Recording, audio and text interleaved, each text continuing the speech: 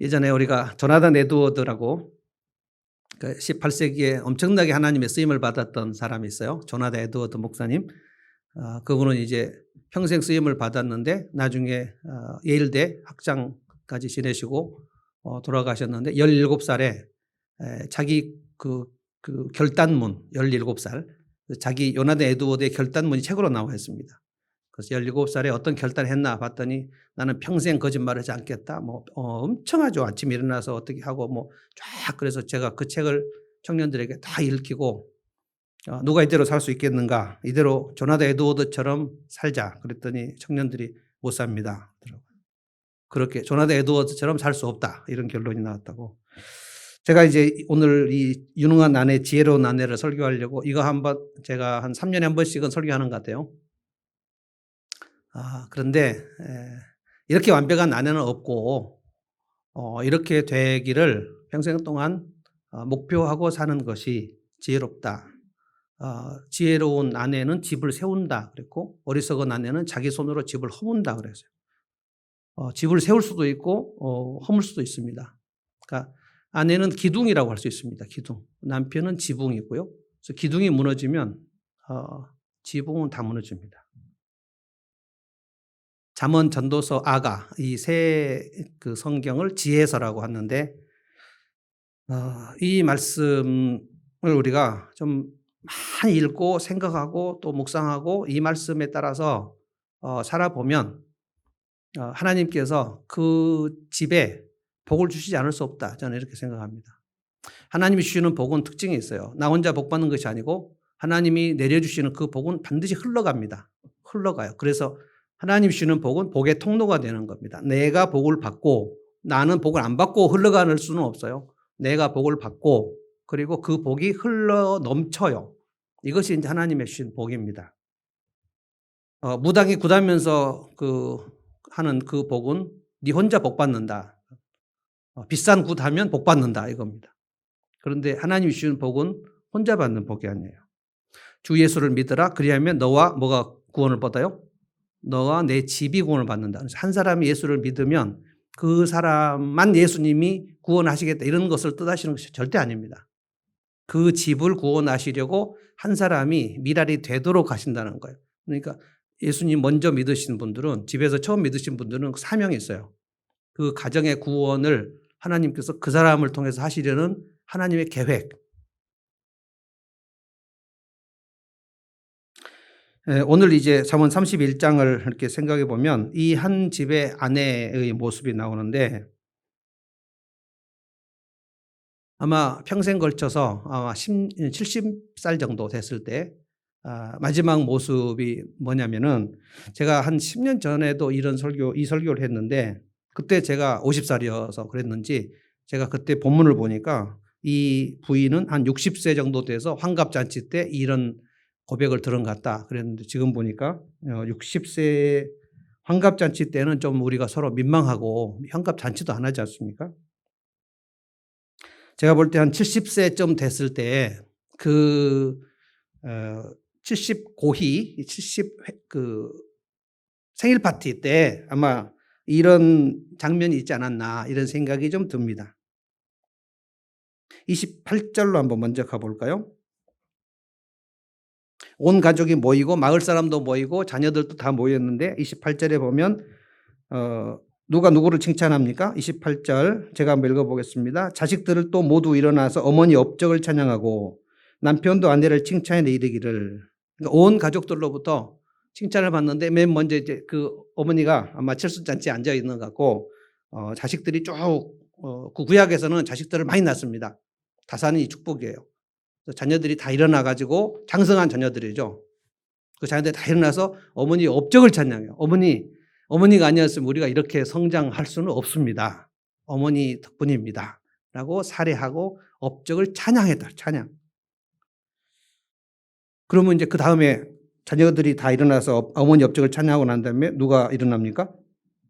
남편이 아내를 칭찬하면서 말하는 거예요. 29절이 그 칭찬의 내용입니다. 덕을 끼치는 여자들은 많이 있으나 당신이 모든 여자 가운데 으뜸이다. 당신은 정말 덕이 흘러 넘쳐서 당신 덕에 오늘 여기까지 내가 왔다. 이 남편은 지금 23절에 보면 마을 원로들과 함께 마을 회관을 드나들며, 이건 좀 번역이 마을 회관 하니까 무슨 뭐 좀 안 좋은 것 같습니다. 마을 회관. 성문에 앉았다는 뜻이 뭐냐면 그 당시에는 고대 사회의 성문이 재판정입니다. 재판정. 성문에 앉았다는 것은 그 마을에 그 지역의 이제 재판관으로서의 그 유지가 되고 지도자가 됐다는 뜻입니다. 그러니까 이 지혜로운 아내가 남편을 세워서 그 지역의 가장 지도급 인사가 된 거예요. 그 이제 남편이 일어나서 얘기를 하는 것이 덕이 있는 여자가 참 많지만 당신이 으뜸이다 라고 칭찬을 했어요. 이 본문의 흐름을 보면 마을 사람들도 다 모여가지고 얘기합니다. 지금 그 집의 안주인 아주 좀 나이 같은 중년 이후의 그 여인에게 많은 사람들이 사모님의 도움을 받지 않은 사람이 우리 중 아무도 없습니다 하고 막 이구동성으로 칭찬하는 그런 장면입니다. 이 사람이 이 집에 시집 왔을 때가 20 후반이나 30대라고 생각한다면 70이면 한 40년 정도 그 집을 세우고 그의 신앙과 인격을 갈고 닦은 결과로 이 집 안에 이 여인은 큰 상급을 받아요. 제가 지난 주일에 하나님의 상급은 이 땅에서도 받고 마지막 날도 받는다 말씀을 드렸는데 이 여인은 이 땅에서 이 상급을 받아요. 모든 자녀들이 일어나서 어머니 업적을 찬양하고 남편이 일어나서 당신이 아니었으면 이 집을 이렇게 세울 수가 없었다. 당신이 나를 이 지역사회의 리더로 세웠다라고 인정한다는 거예요. 그리고 마을 사람 모두가 다 사모님의 도움을 받지 않은 사람이 없습니다. 이렇게 얘기한다는 거예요. 얼마나 든든하고 얼마나 안정감이 있는 그 하나님의 축복입니까? 저는 이제 젊은 자매들에게 얘기합니다. 40 이후 50 그리고 60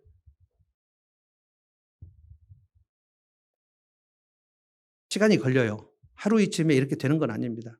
제가 서두에 그래서 이런 아내는 없다라고 얘기하는 게 이렇게 완벽할 수는 없어요. 그러나 포기하지 마시라는 거예요. 예수 믿고 나서 하나님 앞에서 힘쓰고 애쓰면서 이 말씀을 계속 묵상하면서 이 말씀에서 내가 지금 혹시 부족하고 결핍한 것은 무엇인가 집중적으로 이 부분은 내가 좀 됐다라고 생각하면 계속 하시면 되고 이 부분은 나는 아무래도 좀 많이 미흡하다 하면 그것을 기도 제목으로 삼고 계속 힘쓰고 애써야 합니다. 그러면 자녀를 세우고 남편을 세우고 그리고 그 집을 세우고 그 마을에 그 집이 중심이 된다. 이게 복의 통로입니다.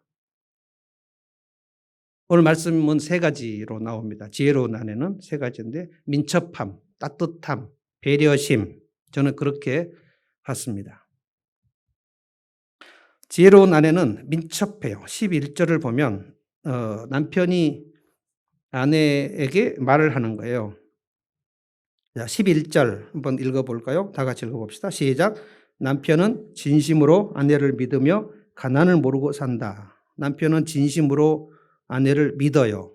당신은 참 믿을 만한 사람이야. 이것을 한자어로는 신실이라고 합니다. 신실. 당신은 진짜 겉과 속이 똑같고 믿을 만한 사람이야. 당신은 어떻게 그렇게 한결같아? 야, 정말 대단해, 당신. 전적인 신뢰를 받아요. 지난주에 제가 신뢰를 받을 때는 어떻게 해야 됐냐고 말했냐면은 내가 있는 것, 내가 가진 것 가지고 내게 없는 사람을 도우려고 애를 쓰는 인생관을 가지면 그 도움을 받은 사람은 그 도와준 그 사람의 진정성을 보고 신뢰할 수밖에 없어요. 신뢰가 무너지면 그 사람의 인생은 절대 세워지지 않습니다. 그래서 여러분이 거짓말 하시면 안 돼요. 상황에 따라 말을 이렇게 저렇게 둘러대고 핑계대고 막 이러면은 그 사람의 인생은 세워질 수가 없어요. 대한민국 크리스찬들에게 가장 지금 미흡한 것이 거짓말입니다.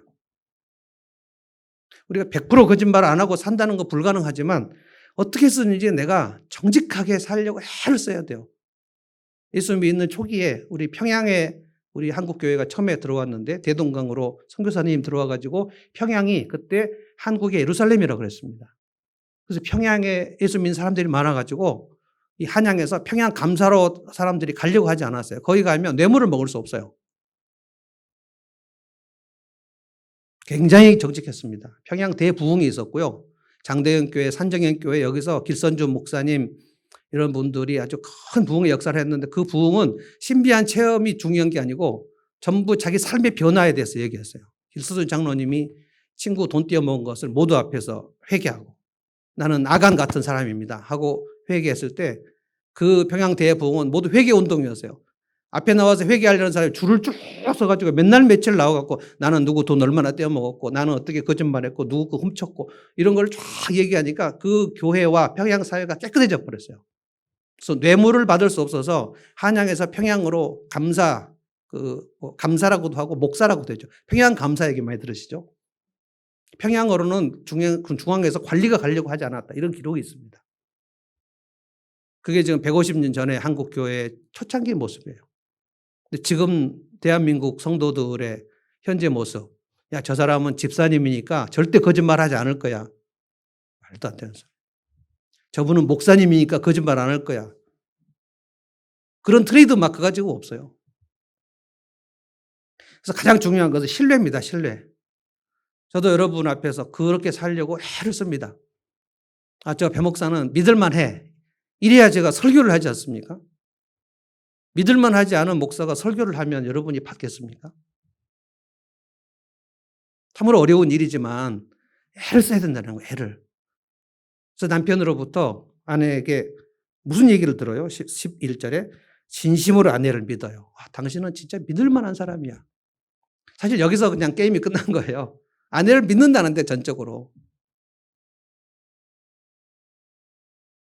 이번 토요일에 결혼을 앞둔 자매가 여기 있는데 잘 들으세요. 최계희를 위한 설교가 아닌가 싶습니다.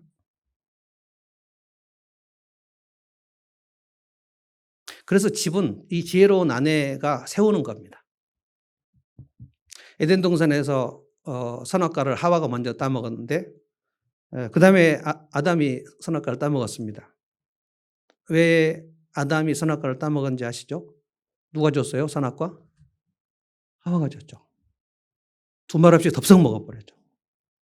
왜 하나님께서 따먹지 말라고 한 이 선악과를 당신이 따먹었어? 이런 얘기가 없어요. 그냥 하와가 주니까 아내가 이거 드세요 하니까 덥석 먹었어요. 이게 선악과인지 뭔지 구별을 못하고 그냥 먹어버려요. 그러니까 누가 정신 차려야 돼요? 아내가 정신 차려야 돼요. 그러면 그 집은 절대 망하지 않습니다. 하와가 먼저 선악과를 따먹고 탐욕을 부렸죠. 탐스럽기도 하고 먹기도 하고 보암직도 하고 그래서 그냥 따먹고 이미 많이 하나님 말씀이 없어져 버렸어요. 그러면 마귀의 유혹에 넘어가 버린 거죠. 여자가 넘어가 버리니까 남자도 같이 넘어가 버린 거예요. 12절부터 19절까지 보니까 이 지혜로운 아내는 민첩합니다. 민첩해요. 사는 동안에 선행으로 남편을 돕는다 그랬어요. 살아있는 동안 오직 선행으로 남편을 도와요. 이것이 돕는 배필입니다. 하와를 하나님께서 아담에게 돕는 배필로 주셨다. 이 말은 딱 짝으로 주셨다는 거. 영어로는 슈터볼인데 슈터볼은 뭐냐면 우리 슈트 입을 때 그 양복을 맞추면 딱 그 몸에 맞아야 되지 않습니까? 그 몸에 맞는 양복처럼 그 아내를 그 남편에게 돕는 배필로 줬다. 그러니까 남편을 힘껏 잘 도우면 그 모든 복이 다 돌아옵니다. 저는 이것을 투자의 원리로 늘 설명합니다. 우리 자매들하고 상담할 때 남편을 계속 도와주고 밀어주고 지지해주고 격려해줘라. 이건 투자다. 투자 열심히 하면 그 장사가 잘 되면 초창기에 투자한 그 달부터 순수익이 돌아오지 않습니다. 계속 투자를 하죠. 그런데 장사가 잘 되면 손익분기점이라는 게 형성되죠. 손익분기점이 형성되고 그 손익분기점이 지나면 그때부터 순수익이 돌아옵니다. 그러니까 남편에게 계속해서 선행을 베푸는 것, 이것을 투자라고 생각을 해보라는 거예요. 절대로 망하지 않습니다.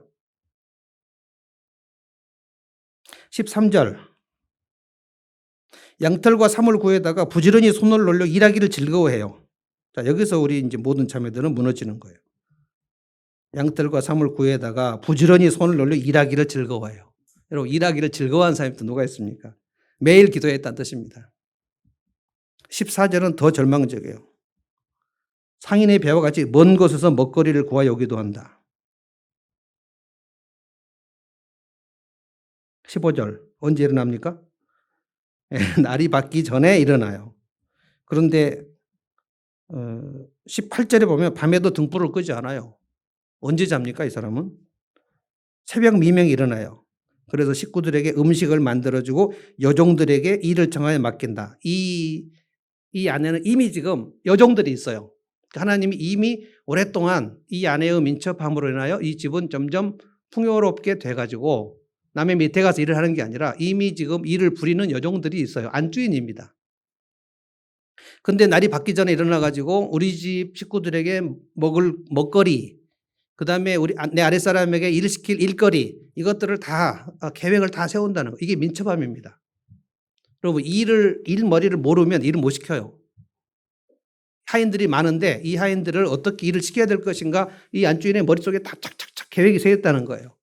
그리고 어떤 것을, 우리 식구들에게 무엇을 먹일까? 내 자녀에게는 지금 이걸 먹여야 돼. 그리고 우리 남편은 이걸 먹여야 돼. 그리고 이제 이 남편이 좀 나이가 들었으니까 어떤 약을 먹여야 돼. 이런 것들이 다 계획이 세워졌다는 거예요. 이런 것을 살림이라고 하죠. 살림이라는 말은 이코노미라는 말하고 똑같습니다. 이코노미가 경영인데 경제, 오이코노미아라는 뜻입니다. 여러분 새로운 사람 하면 다 나옵니다. 오이코스는 집이고 노미아는 법입니다. 집을 다스리는 법. 이게 오이코노미아예요. 그러니까 나라를 다스리는 법이나 한 회사를 경영하는 법이나 한 집을 세우는 법이 원리가 똑같아요.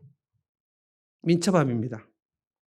그러니까 지혜로움과 게으름은 상극입니다. 잠언에는 게으름과 어리석음과 여호와를 경외하지 않는 것을 같이 다 동의어로 취급하거든요. 여호와를 경외하는 자는 지혜롭고 여호와를 경외하는 자는 민첩해요. 그러니까 남편보다 늦게 일어나가지고 눈 비비고 일어나서 아침 드라마 보고 있는데 이미 남편은 홈프레이크 말 안 먹고 출근했다. 이러면 이제 끝나는 겁니다.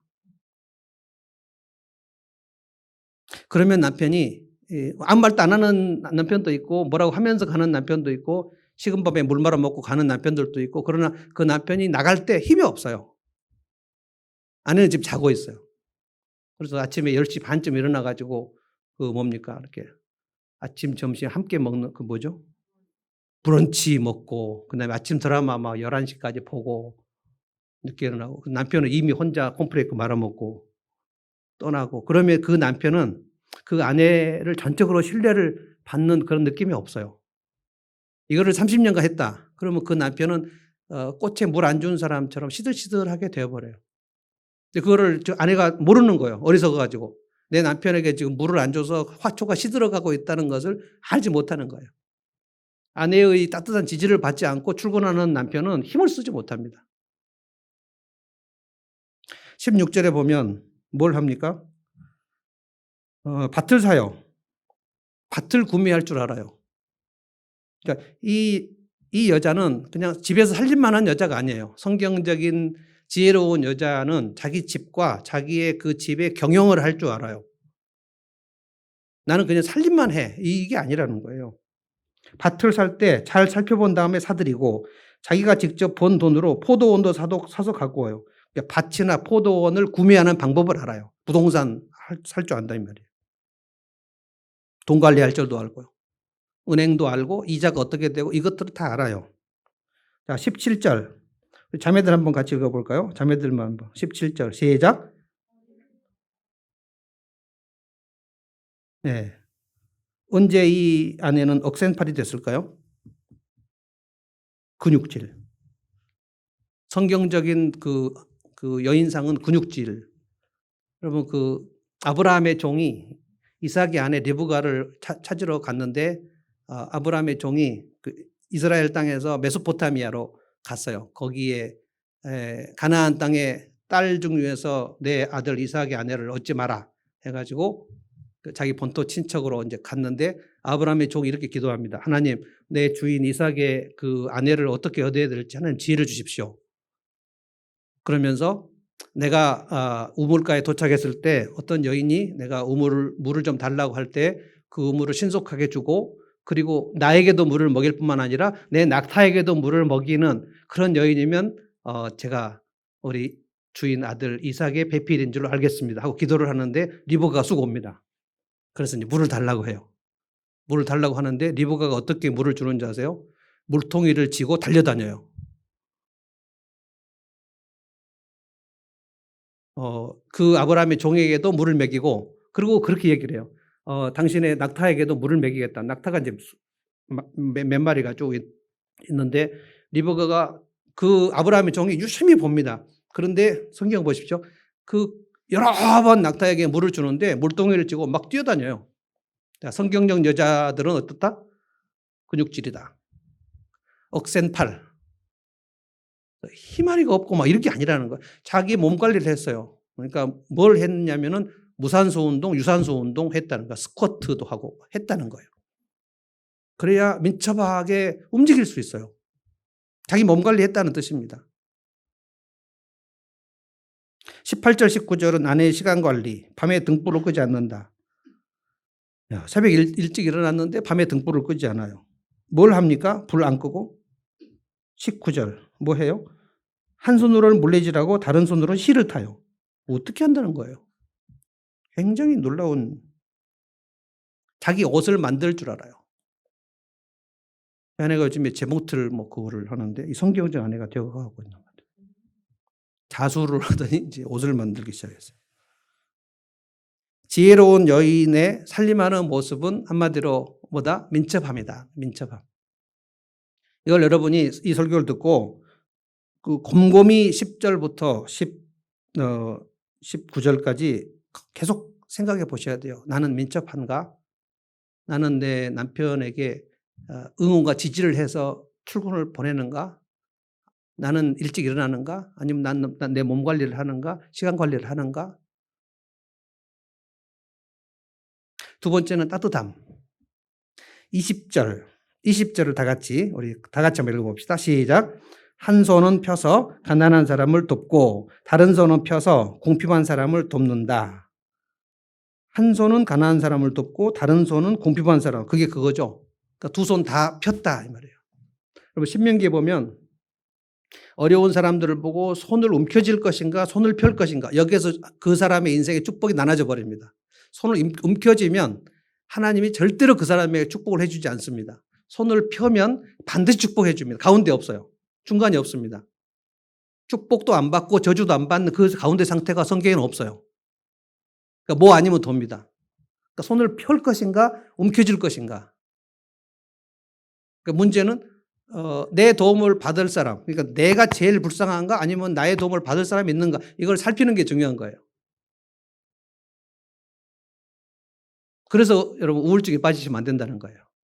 우울증에 빠지면 현상이 뭐냐면 내가 세상에서 제일 불쌍하게 여겨져요. 우울증은 자기 연민입니다. 내가 제일 불쌍해요. 그리고 정말 무가치해요. 그러니까 누가 나를 다 도와줘야만 돼요. 근데 문제가 뭐예요? 나를 도와주는 사람이 없어요.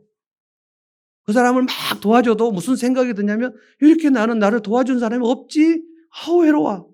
누가 와서 곰탕도 사주고 커피도 사주고 그래도 나를 왜 도와준 사람이 없지? 나를 이렇게 불쌍한데 이 생각이 늘 드는 게 우울증입니다. 늘 핑계가 나는 이래서 힘들고요. 나는 이래서 힘들고요. 이래서 뭐 이래. 그러니까 결론은 뭐냐? 내가 누구를 도울 사람이 없다. 그러면 이제 하나님이 그 사람의 인생에 축복을 거두십니다. 할 수 없어요. 그러면 이 20절에 이 여인은 하나님의 복을 받겠습니까? 못 받겠습니까? 100% 받습니다. 오른손은 펴서 가난한 사람을 돕고 왼손은 펴서 궁핍한 사람을 도와요. 그러니까 늘 내가 누구를 도울 사람이 누군가를 늘 살핀다는 거예요. 그래서 도와요. 마음이 따뜻하다.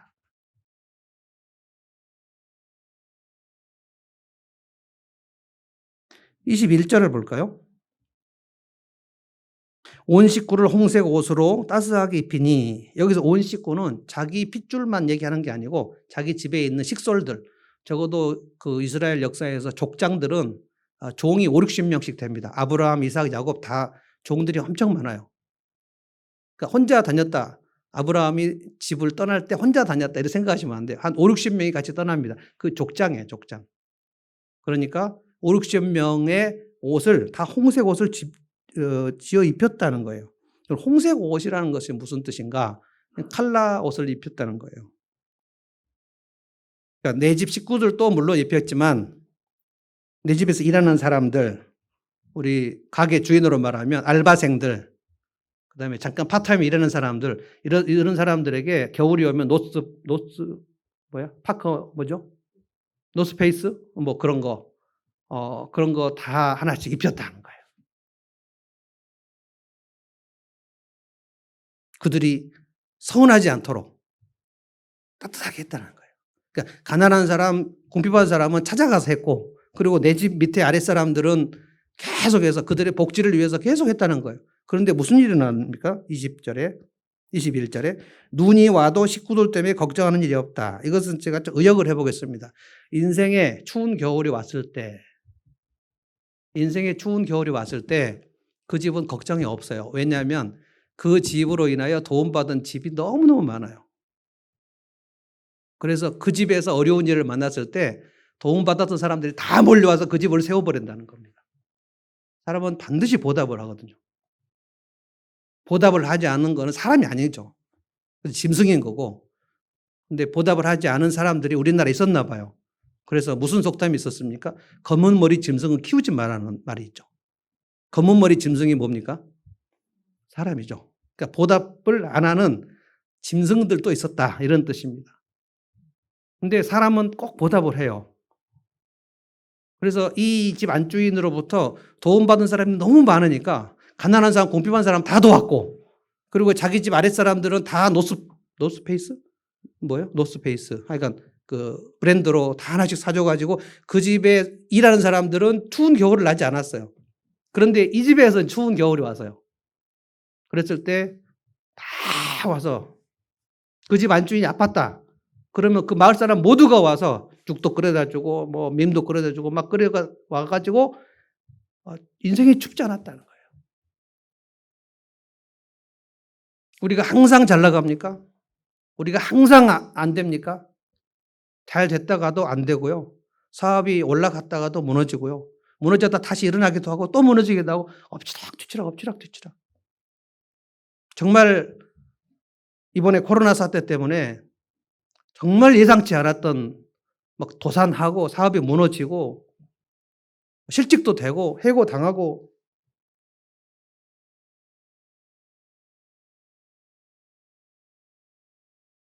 저는 이번에 그 코로나 사태 때 제일 마음이 훈훈했던 것이 뭐냐면 그 집 주인들 있잖아요. 건물주, 창조주 위에 있는 건물주, 그 건물주들이 임대료를 안 받거나 몇 개월 동안 안 받겠다 이렇게 카톡을 보내거나 아니면 50% 삭감하거나 뭐 20% 삭감하거나 이런 사람도 있었어요. 다 그렇지는 않았습니다. 저는 하나님께서 그 임대료 안 받겠다고 한 그 집주인 절대 망하게 안 하신다고 저는 봅니다. 그리고 임대료를 삭감받았던 사람이나 임대료를 완전히 안 받았던 그 월세를 사놨던 그 가게 주인들, 이 사람이 집주인을 잊겠습니까? 이 집주인의 어려움이 있었을 때 이 사람들이 그냥 도망가겠습니까? 그래서 우리가 뭐가 좀 있을 때 없는 사람들을 꼭 기억하셔야 된다는 거예요. 그리고 굉장히 맛있는 음식으로 가족끼리 파티를 할 때 성경에는 너희가 풍성한 파티를 할 때 고아와 과부와 종과 나그네들, 레위인들을 꼭 기억하라고 했어요. 꼭 그 파티에 꼭 초대를 해야 된다는 뜻이 아니라 그 끝물을 다 누리게 하라는 거예요. 그래서 이스라엘은 추수하면 이렇게 그 이삭이 떨어지지 않습니까? 떨어지는 거 그거 추수하는 사람이 다 거둬가지 않게 되어 있어요. 하나님의 율법으로 나와 있습니다. 그 떨어진 곡식들 어떻게 하게 되어 있냐면 가난한 사람들이 와서 그 곡식을 주워서 먹도록 떨어지면 놔두라는 거예요. 그럼 뭐 사과나 뭐 포도 같은 거 막 이렇게 하면 밑에 떨어지지 않습니까? 그 포도밭이나 사과밭 주위 그 싹 가져가서 막 째매 먹는다고 갖고 가지 말라는 거예요. 놔두라는 거예요, 그냥. 뭐 짐승들도 와서 먹겠지만 가난한 사람들 와서 먹도록 놔두라는 거예요. 그리고 신명기 보면 배가 고프면 남의 집 포도원이나 참외밭에 가서 따먹을 수 있게 돼 있어요. 율법에. 너희가 배가 고프면 얼마든지 따먹어라. 근데 그릇 가지고 가면 안 된다. 그릇을 갖고 가거나 기계를 동원해 갖고 그거는 이제 절도고, 그냥 손으로 따먹는 거 얼마나 먹을 수 있겠습니까? 손으로 배고픈 거 해결하는 그거는 남의 집 포도밭에 그건 서리가 아닙니다. 구약 성경에. 그래서 우리 옛날에 막 망대에서 삼회 서리하는 사람 막 저놈 잡아라 뭐 이게 구약에는 그게 없어요. 그냥 와서 먹으면 둥그렇게 앉아갖고 가는 사람이 와서 먹어도 주인이 이렇게 보고 그냥 근데 이제 소쿠리를 갖고 가갖고 막 갖고 간다 이러면 이제 그거는 큰일 나는 거예요. 그래서 우리가 늘 생각해야 됩니다. 지금 나로 인해서 도움 받을 수 있는 사람이 누굴까? 목장에서도 꼭 기억하셔야 돼요. 내가 제일 힘든데 누구를 도와? 이렇게 생각하시면 안 돼요. 하나님이 그걸 악하게 보셔요. 그 사람 복을 안 주십니다. 서양 근대사 저는 이제 역사를 공부했는데 서양 역사를 보면 그 중세에서 근대로 넘어갈 때 혁명이 일어납니다. 근대 시민 혁명이 일어나는데 프랑스가 근대사로 넘어올 때 프랑스 대혁명이라는 엄청난 비비린내가 있었습니다. 근데 영국을 가서 보면 영국은 지금도 왕정이 있지 않습니까? 영국은 그걸 명예혁명이라고 그래요. 피를 흘리지 않고 시민혁명이 왔는데 무혈, 피 흘리지 않는 혁명이 됐어요. 지금은 총리가 다스리고 왕은 그냥 상징적 존재인데 영국의 왕은 영국 국민들에게 아이돌입니다. 그 인기 스타예요. 지금 뭐 윌리엄 왕자, 해리 왕자 이런 사람들 그 찰스는 좀 인기가 없어요. 찰스는 좀 왜 그렇게 인기가 없는지 모르겠지만 엘리자베스 여왕 이후에 이제 찰스 황태자하고 다이애나 사이에서 낳은 두 아들은 엄청 인기입니다. 18세기에 프랑스는 왜 그렇게 피를 많이 흘렸는가? 18세기, 17세기까지 그 프랑스 왕들은 왕족이나 귀족이 이 서민들을 아주 돌보지 않았습니다. 그래서 프랑스의 궁전은 굉장히 화려합니다. 제가 프랑스에 영국 살 때 그 도보 해협만 건너면 프랑스거든요. 하룻밤에도 갔다 올 수 있어요. 가서 베르사유 궁전을 봤는데 너무 화려해요. 너무. 막 벽이 다 금으로 막 되어 있고 그거 뛰어가면 엄청 돈 벌 것 같아요. 너무 화려해요. 그리고 그 연회장이나 뭐 춤추는 댄스나 이런 것들이 이거보다 막 엄청난 그 홀이 너무 많아요. 다 금빛 찬란하게 되어 있어요. 그리고 백성들은 굶어 죽는다 아우성이고. 그것이 1789년 얘기입니다. 프랑스는 굉장히 거지들이 많았어요. 그 파리 골목에 가면 막 쥐들이 막 돌아다니고 그리고 막 막 토한 사람들 막 그 사창가 아주 아비규환이에요. 그리고 베르사유 궁전은 정말 화려해요. 거기서 매일 파티하고 그러니까 이 서민들이 그 궁전을 보면서 막 악이 받쳐가지고 그래서 이제 혁명이 일어났는데 우리에게 빵을 달라. 우리에게 빵을 달라. 그러니까 그 유명한 마리 앙토와네트 그 여자가 뭐라 그랬습니까? 백성들이 빵이 없다고 합니다. 그러니까 빵이 없으면 고기를 먹으라 그래. 치즈나 고기를 먹지 왜 빵이 없다 그러니. 이래가지고 그 군중들하고 프랑스의 바스티유 감옥의 죄수들하고 합살해가지고 베르사유 궁전에 쳐들어가가지고 왕정이 그렇게 무너져 버립니다. 그리고 단두대. 그래서 이 길로틴이라는 단두대 요렇게 돼 있어요. 요렇게. 저 위에서 쇠몽둥이 도끼가 확 내려오면 여기서 이제 머리 이렇게 대고 있어 그냥 내려버리는 그게 단두대에서 엄청난 사람들을 처형했습니다. 그러고 나서 또 다시 로베스피에르가 나와가지고 또 반란을 일으키고 그래서 이 프랑스는 중세에서 근대로 넘어갈 때 엄청난 피를 흘렸습니다. 영국은 안 그랬어요. 영국은 18세기에 뭐가 있었는지 아세요? 아까 제가 조나단 에드워드 그 미국에서 있었고요.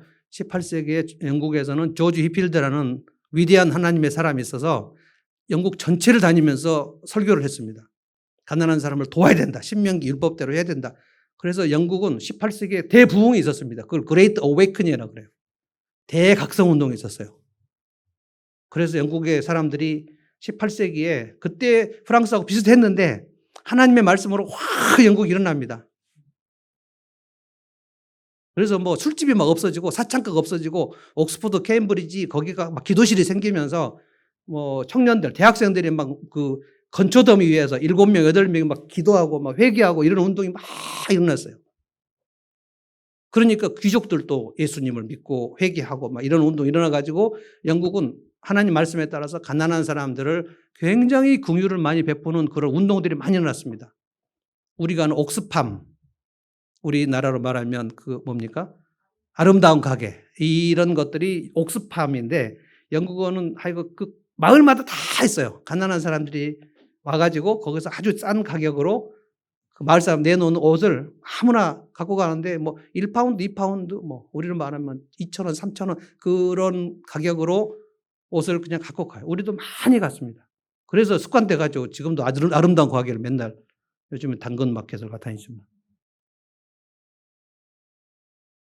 가난한 사람들이 먹고 사는 문제까지는 걱정하지 않도록 영국의 슈퍼마켓을 가면 컬러풀한 제품들이 쫙 있고요. 저쪽 가면 그 포장 자체가 흑백으로 되어 있는 뭐 아이스크림도 막 이만한 게 있고 막 빵도 있고 그거 가난한 사람들은 그거 사 먹을 수 있도록 두 코너로 이렇게 나눠져 있습니다. 그러니까 가난한 사람들을 배려하는 마음이 있어요. 영국의 궁전들은 굉장히 소박합니다. 크고 화려한 궁전이 없어요. 여기서 왕이 이렇게 살았나 생각할 정도로 그 윈저 카슬 같은 데 가보면 그냥 되게 서민적이에요. 프랑스하고는 다릅니다. 제가 무엇을 지금 얘기하려고 하냐면 우리 인생도 마찬가지라는 거예요. 지금 지혜로운 아내의 얘기를 하면서 그 집을 통해서 누군가가 도움을 받기 시작하면 하나님은 그 집에 복을 주시는데 그 모든 키를 누가 갖고 있냐? 그 집 안주인이 갖고 있다는 거예요. 손을 펴요.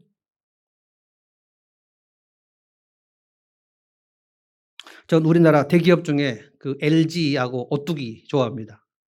여러분 라면은 오뚜기 라면을 사서 드셔야 돼요. 전자제품은 뭐예요? 좋습니다. 잘 돼야 돼요. 뭐 다 잘하는 건 아니지만 LG 핸드폰이 다 좋은 건 아니에요. 그 서비스업도 좀 불친절할 때도 많고. 그러나 전체적으로 보면 이 좀 우리나라 중소가게나 뭐 이렇게 구멍가게나 이런 사람들을 좀 생각하는 인간미가 나는 기업들이에요. 조금. 제가 두 가지 말씀드렸습니다. 지혜로운 아내는 처음에 뭐예요? 민첩해요. 두 번째는 따뜻해요. 내가 이 방향을 향하여 오늘부터 가야 되겠다. 그럼 하나님께서는 저 집을 내가 복을 부어줘야 되겠다. 같이 가는 거예요. 나는 민첩하지 않게 그냥 10시에 일어나 가지고 텔레비 보고 그리고 내 남편은 콘프레어 먹고 나가든지 말든지 그냥 알아서 하라 그래. 나는 뭐 내가 도와줄 사람이 누가 있다 그래.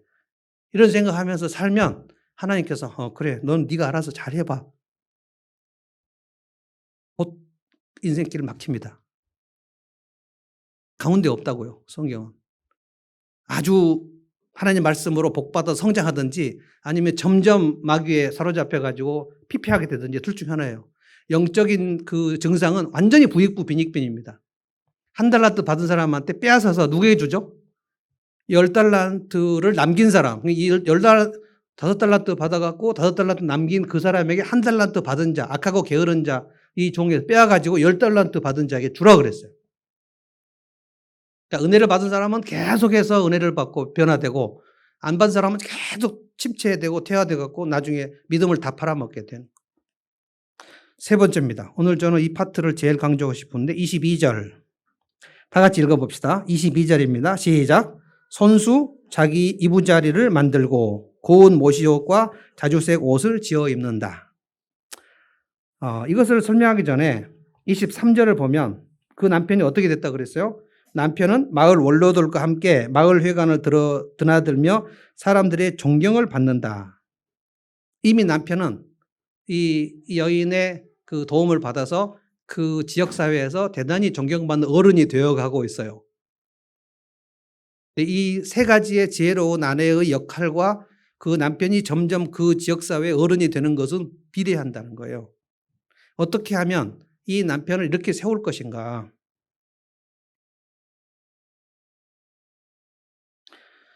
아내를 잘 얻으면 남편들이 정말 그 힘을 많이 얻습니다. 저는 IMF 시절에 제가 영국에 있었는데 그때 그 조선일보, 한겨레 신문 가끔 이제 그 한인마트 슈퍼마켓 가면 한인 그 신문을 봐요. 그럼 거기에 서울역 앞에 웬 남자들이 이렇게 많이 모였는가? 그때 서울역 앞에 노숙자들이 엄청 많이 있었습니다. 근데 그 사람들이 다 회사 다니다가 그때 IMF에 해고당한 사람들이에요. 해고당한 그날 집을 안 가고 서울 지역으로 가갖고 그날부터 노숙자 된 사람도 엄청 많았습니다. 내가 회사에서 잘렸는데 무슨 낯으로 내 처자식들을 보러 집에 들어가냐. 그래서 그냥 단체로 다 서울역으로 가버렸어요. 그럼 회사에서 잘린 것 때문에 집에 들어가면 안 됩니까? 서울역 가야 됩니까? 그럼 그때 보면서 이거 어떻게 된 걸까? 물론 그 남편의 멘탈에도 문제가 있습니다만 내가 회사에서 해고를 당했는데 내가 집으로 가면 아내가 뭐라고 할까? 이 얘기가 너무 힘든 나머지 서울역으로 가버린 남편도 있을 거다. 왜 당신이 잘렸어? 우리는 어떻게 막 뭡니까? 바가지. 이거를 견딜 수 없어서 그냥 사라져버리는 남편들. 고개 숙인 남자들. 저는, 그 전문가들이 코로나 이후도 경제 위기가 오는데 IMF보다 더 힘든 위기가 온다고 얘기했는데 우리 그거 대비해야 된다고 생각합니다. 지금보다 훨씬 사업이 더 안 될 수 있습니다. 지금보다 훨씬 더 가게 안 될 수 있어요. 지금보다 훨씬 우리 경제 어려울 수 있습니다. 이때 그 집 아내가 어떻게 하는가가 굉장히 중요합니다. 평소에 남편 기살려주는 일을 계속한 아내면 그 남편들이 해고당했을 때 절대 서울역으로 가지 않았을 거예요. 그냥 한강물에 뛰어든 사람도 엄청 많았습니다. 내가 아내의 얼굴을 보는 것보다는 한강에서 뛰어드는 게 낫겠다. 저도 한번 한강에 가본 적이 있습니다만 11월 말에 가가지고 너무 추워서 지금 떨어지면 너무 추울 것 같아서 여름에 오자 이러고 했는데 여름 오니까 또 괜찮더라고요. 한강에 갈 때는 겨울에 가시면 안 됩니다. 떨어질 때 너무 추워요. 저는 마지막 날 주님께서 아내들에게 꼭 물어보실 거라고 생각합니다. 너는 평생 살면서 남편 세움에 살았냐? 네, 세움에 살았는데요. 자, 네 남편한테 물어보자. 너는 아내 만나서 네 아내 때문에 늘 힘이 났냐? 묵묵부답. 꼭 그렇지 않은 거예요. 그러면 하나님께서 그 아내에게 상 주시기 어렵습니다. 왜냐하면 결혼 생활에서 아내는 돕는 배필로 주셨다고 성경에 명시했어요. 돕는 배필입니다. 물론 남편도 아내를 돕는 배필로 주셨지만 하나님께서 아담에게 하와를 주실 때 먼저 동물들을 갖다가 들이댔는데 하나님 놀라운 치밀하고 계세요. 잘 읽어보십시오. 아담에게 돕는 배필이 없으므로 하나님이 동물을 아담에게 인도하셨다. 근데 아담이 싫다. 나는 얘 싫다. 뭐 너구리도 오고 뭐 호랑이도 오고 곰도 오고 싫어요. 그래서 아담이 돕는 배필을 거기서 찾지 못하므로 He didn't find suitable help for him 이렇게 돼 있어요. 아담이 동물들에게서 돕는 배필을 찾지 못했다. 싫다 그랬다. 그래서 하나님이 아담의 갈빗대를 뽑아서 하와를 오게 했다.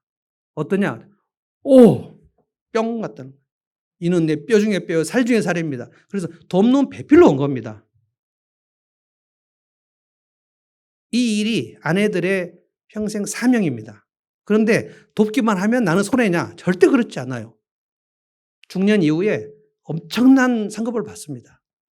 자녀들이 일어나서 살해하고 남편이 일어나서 당신 최고다 그러고 그 집으로 인해 도움받은 사람들이 다 모여들어서 사모님 때문에 도움받지 않은 사람 우리 중에 아무도 없어요. 와! 그러면 그 70대 된 그 여인이 하나님 이게 내가 상급 충분합니다. 그러지 않겠습니까? 얼마나 많은 사람들이 그 여인을 신뢰하고 존경하는데 그 여인이 무슨 중년기 허무주의에 빠지겠어요? 우울증에 빠지겠어요? 빈둥지 껍질 증후군에 빠지겠어요? 이 일 안 하면 40대 이후에 빈둥지 껍질 증후군 반드시 빠집니다.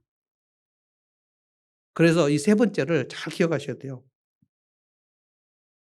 자, 22절을 다시 한번 읽어보겠습니다. 아까 읽었는데 잊어버리셨을 것 같아요.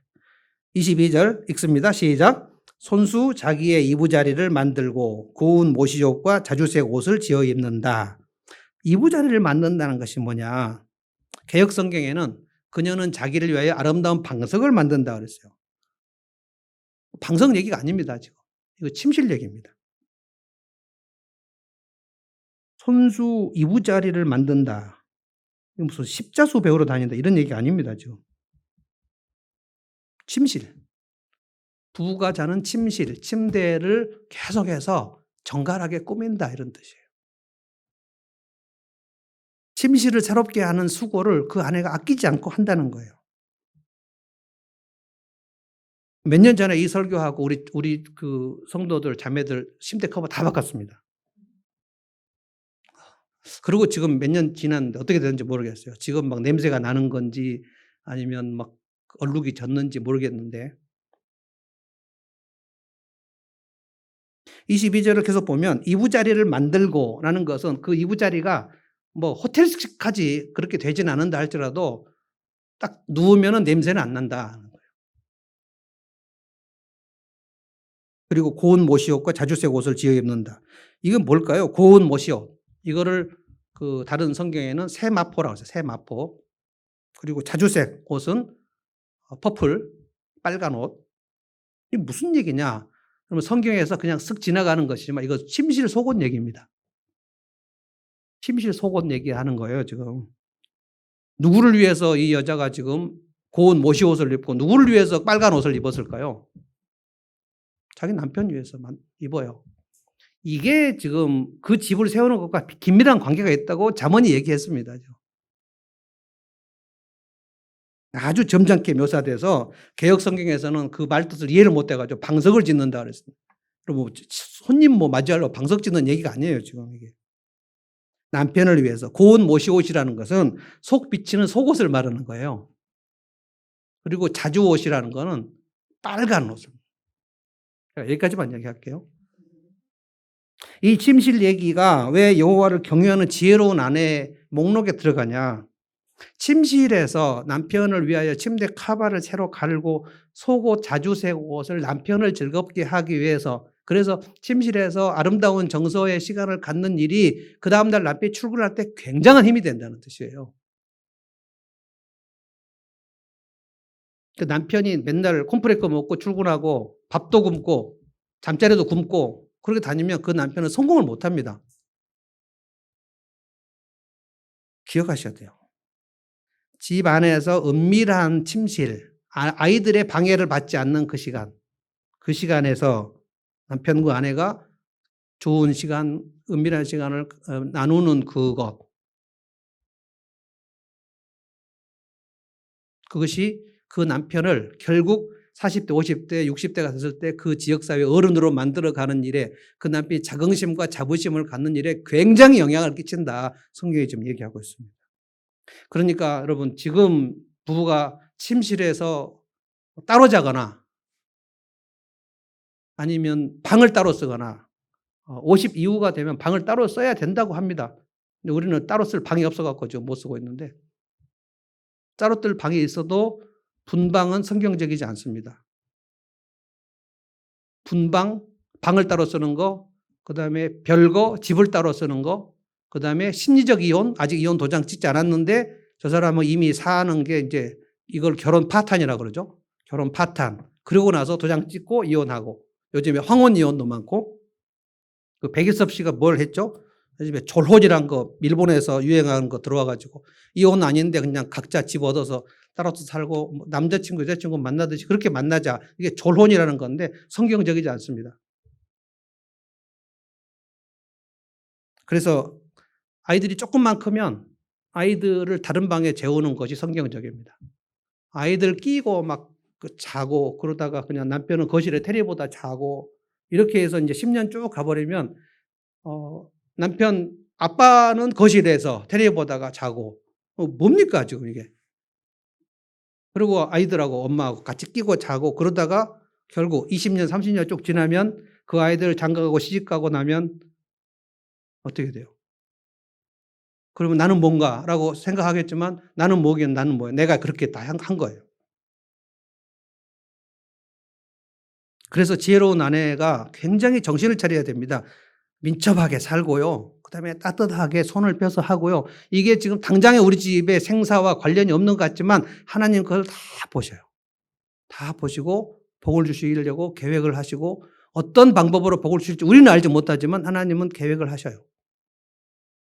그러고 나서 남편을 위한 배려를 침실에서 먹거리, 침실 이런 거 다 배려를 하면 그 남편이 23절에 지역사회에서 점점 어른이 되어가고 점점 자부심을 갖는 남자가 되어간다. 이거는 날마다 기도하지 않으면 안 됩니다. 이렇게 제가 얘기하면 자매들이 많이 얘기하는 게 이쁜 짓을 해야 그렇게 하죠. 성경에 그렇게 조건을 달지 않았어요. 이쁜 짓을 하면 속옷을 바꾸라. 뭐 이쁜 짓을 하면 이부자리를 새로 이런 거 없어요. 그냥 하시라는 거예요. 그러면 하나님께서 상급을 주십니다. 그래서 오늘 마지막 그 장면을 제가 처음 읽었어요. 서두에 자식들이 다 같이 일어나가지고 그거를 자식들이 봐요. 오랫동안 이 어머니가 어떻게 민첩하게 살았는지, 어떻게 그 가난한 자들을 따뜻하게 돌봤는지, 어떻게 아빠를 그렇게 돕고, 어떻게 아빠하고 친밀하게 살았는지 이 아이들이 다 본단 말입니다. 다 보고 아이들이 매우 심리적으로 안정감을 얻고 자라나가지고 각계각층에서 다 자리를 잡고 왔을 때 30, 40 된 아이들이 일어나가지고 어머니를 향해서 어머니 업적을 찬양한단 말이에요. 그러면 남편이 와서 모든 덕 많은 여자 중에 당신이 으뜸이다 라고 얘기한다는 거예요. 그리고 마을 모든 사람들이 와서 당신 때문에 도움을 받지 않은 사람이 없다고 얘기한다. 여러분 이 길로 가려고 마음만 먹어도 하나님의 복을 주십니다. 아멘. 이 길로 가려고 마음을 딱 먹어봐야 돼요. 그러면 중년 40대 50대가 굉장히 튼튼합니다. 60대 70대 되면 여러분을 따르는 자매들 60대 70대 되면 따르는 자매들이 쫙 줄을 서요. 권사님 같이 저 기도하고 싶어요. 권사님 같이 쇼핑하고 싶어요. 권사님 같이 성경 가르쳐 주세요. 권사님 읽은 책 좀 알려주세요. 그럼 여러분 늙음하게 내 제자들이 쫙 줄 서 있으면 내 삶이 공허하겠습니까? 근데 이거를 게을리 해버리면 늙음하게 되면 모두의 기피 인물이 돼버려요. 꼰대. 젊은이들이 절대로 그 어르신에게 가까이 가지 않는 어른이 되어버린다는 거예요. 이거는 평소에 여러분이 갈고 닦으셔야 돼요. 오늘 3가지 말씀드렸습니다. 지혜로운 아내는 첫 번째 뭐예요? 민첩하게 살아요. 민첩하게. 그리고 두 번째는 손을 펴서 따뜻하게 살아요. 그리고 남편을 배려하면서 그 침실을 가꿔요. 그러면 하나님께서 그 집을 튼튼하게 세워주신다는 거예요. 다음 주일에는 제가 아비가일에 대해서 설교를 준비할 텐데 아비가일은 다윗의 본래 아내가 아닙니다. 남의 집 아내였어요. 그런데 그 남편이 굉장히 바보고 거리적인 나발이라는 사람이었어요. 그래서 다윗에게 대항하다가 그 하나님께서 나발을 죽여버리셨어요. 그리고 나서 그 나발의 집이 완전히 무너지려고 하는데 다윗이 와서 그 집을 무너뜨리려고 화가 잔뜩 났는데 아비가일이 찾아가가지고 다윗의 마음을 한 5분 정도의 말로 다윗의 마음을 완전히 다 부드럽게 만들어버립니다. 어떤 말로 남편을 그렇게 세울 것인가에 대해서 말씀을 드릴 거예요. 찬송하겠습니다.